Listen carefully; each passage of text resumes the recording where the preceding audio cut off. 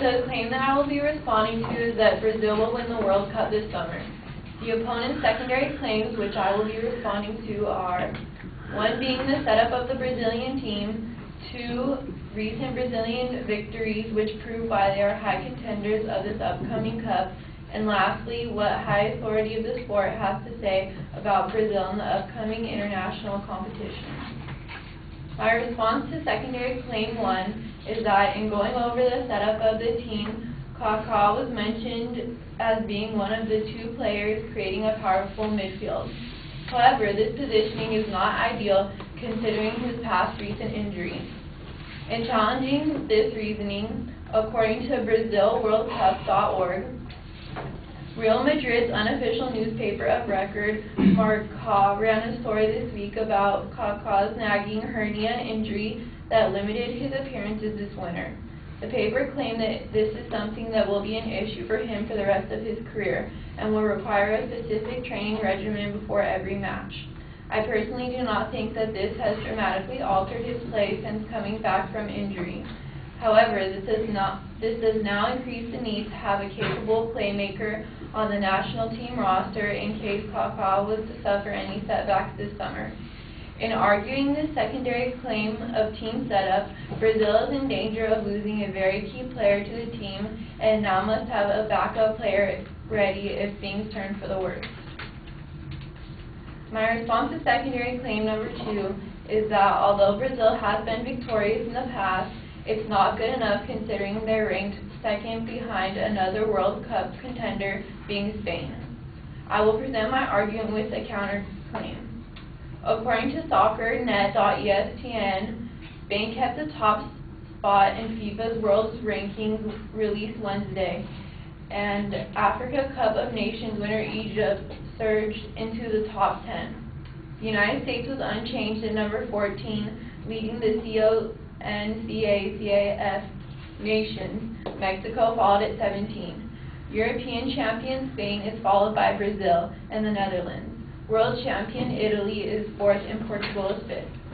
Brazil's past victories have not been well enough to place them at number 1, so it doesn't look like they're winners just yet when their competition is number 1.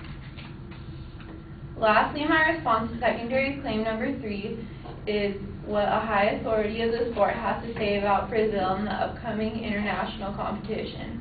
I will argue that with a challenge of evidence, then I will counter the claim in its entirety. My evidence challenge is that in looking at one of the articles used for evidence, a very key part was failed to be mentioned after the praising of Brazil, that is. The article from www.goal.com goes as follows. Brazil have a great team with big players and the understanding of winning against the competition, and this counts plenty, reported La Repubblica. However, Spain can create the Selecao great problems, especially if the 2 meet before the final. This evidence does recognize Brazil. However, it goes in immediately contradicting itself in saying that Spain, which is ranked higher than Brazil, could cause problems for them in this competition. I will also propose a counterclaim in stating that there is no higher authority than factual information. I have a prediction from www.worldcup2010predictions.com based purely on statistics, which is more accurate. Argentina's chance of winning the FIFA World Cup is 7.5%. Compared to all the other competing teams, Argentina has the highest percent for winnings based purely on statistics. Due to research and evidence, I have come to the conclusion that Brazil will not win the World Cup this summer.